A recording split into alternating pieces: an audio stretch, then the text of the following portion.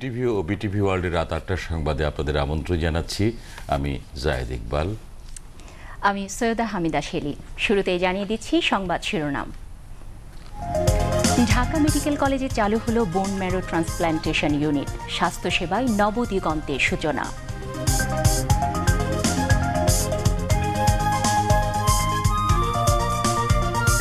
প্রধানমন্ত্রীর দেয়া সর্বদলীয় সরকার গঠনের প্রস্তাবের মাধ্যমে রাজনৈতিক সমঝোতার দ্বার উন্মোচিত হয়েছে। বিএনপির উচিত এই সুযোগ গ্রহণ করা, মন্তব্য যোগাযোগ মন্ত্রী ওবায়দুল কাদেরের। সংলাপের মাধ্যমে সমঝোতায় পৌঁছানো জরুরি, বললেন রাশেদ খান মেনন।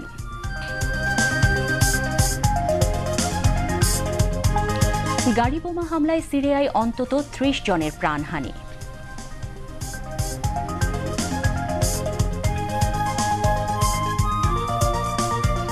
এবং কাল ঢাকায় সিরিজের দ্বিতীয় ও শেষ টেস্টে নিউজিল্যান্ডের মুখোমুখি হবে বাংলাদেশ।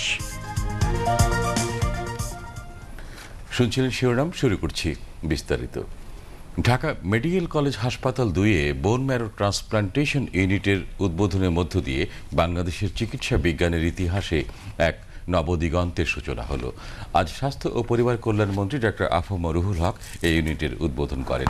সরকারের নানামুখী উদ্যোগের ফলে দেশেই এখন থেকে ব্লাড ক্যান্সার ও থ্যালাসেমিয়া রোগীরা স্বল্প ব্যয় পাবে এই চিকিৎসা সেবা।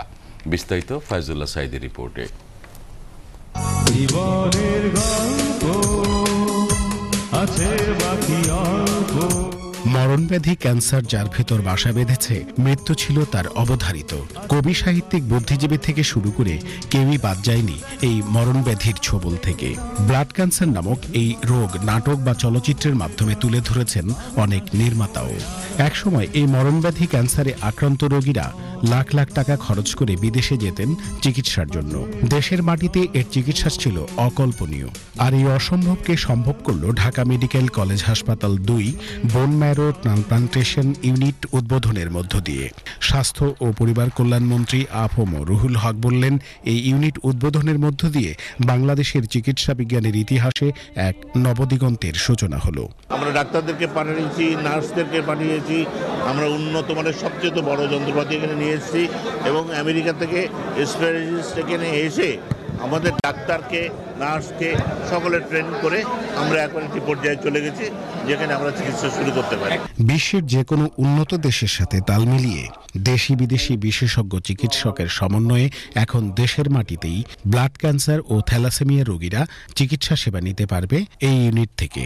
আমরা আশা করছি যে এই ঢাকা মেডিকেল কলেজ হাসপাতাল ২-তে যে বোন ম্যারো ট্রান্সপ্ল্যান্টেশন ইউনিট প্রতিষ্ঠা করা হলো, তার মাধ্যমে এই ব্লাড ক্যান্সারের রোগীরা এবং থ্যালাসেমিয়া রোগীরাও তাদের চিকিৎসা সুবিধা পাবেন এবং ইনশাআল্লাহ তারা সম্পূর্ণরূপে আরোগ্য লাভ করতে পারবেন। ব্যয়বহুল এই চিকিৎসার ব্যয়ভার অসচ্ছল রোগীরা যাতে পেতে পারে সে ব্যাপারেও চিন্তাভাবনা করছে কর্তৃপক্ষ। ক্যাটাগরি 1 হবে ধনী মানুষরা যারা করতে পারে তারা সবই দেবে। ক্যাটাগরি 2 হবে যারা কিছু দিতে পারছে, বাকিটা আমরা সাবসিডাইজ করব। 3 নম্বরে তারা কিছু দিতে পারছে না, তো এই ক্যাটাগরি 1 এবং 2 থেকে যে রেভিনিউ আসবে প্লাস পাবলিক প্রাইভেট পার্টনারশিপ থেকে আমরা যে ফান্ডিংগুলো পাওয়ার চেষ্টা করব, ওইটা দিয়ে ওই থার্ড ক্যাটাগরিকে আমরা চিকিৎসা দেওয়ার চেষ্টা করব।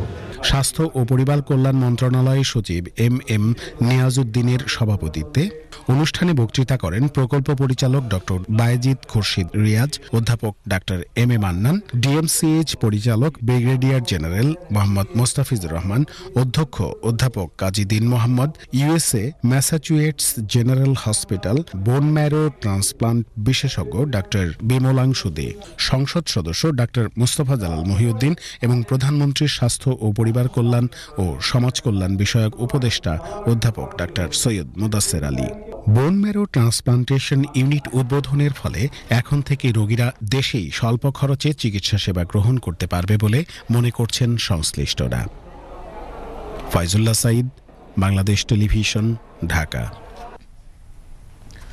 এদিকে আজ বিকেলে রাজধানীর একটি হোটেলে বাংলাদেশে প্রাপ্তবয়স্ক ব্লাড ক্যান্সার রোগীদের পরিস্থিতি নিয়ে এক সেমিনারের আয়োজন করা হয়। সেমিনারে প্রধান অতিথি হিসেবে উপস্থিত ছিলেন স্বাস্থ্য ও পরিবার কল্যাণ মন্ত্রী ডাক্তার আফম রুহুল হক। তিনি ক্যান্সার প্রতিরোধে জীবনযাত্রার মান উন্নয়ন ও খাদ্যাভ্যাস পরিবর্তনের উপর গুরুত্ব আরোপ করেন। স্বাস্থ্য অধিদপ্তরের মহাপরিচালক ডাক্তার খন্দকার মোহাম্মদ শিফায়েতুল্লাহর সভাপতিত্বে সেমিনারে অন্যান্যের মধ্যে বোন ম্যারো প্রতিস্থাপন বিশেষজ্ঞ ডাক্তার বিমলাংশু দে বক্তৃতা করেন। সেমিনারে বাংলাদেশে প্রাপ্তবয়স্ক ক্যান্সার রোগীদের পরিস্থিতি বিষয়ক গবেষণা ফলাফল উপস্থাপন করেন গবেষণা কর্মের প্রধান গবেষক ডাক্তার বায়েজিদ খুরশিদ রিয়াজ।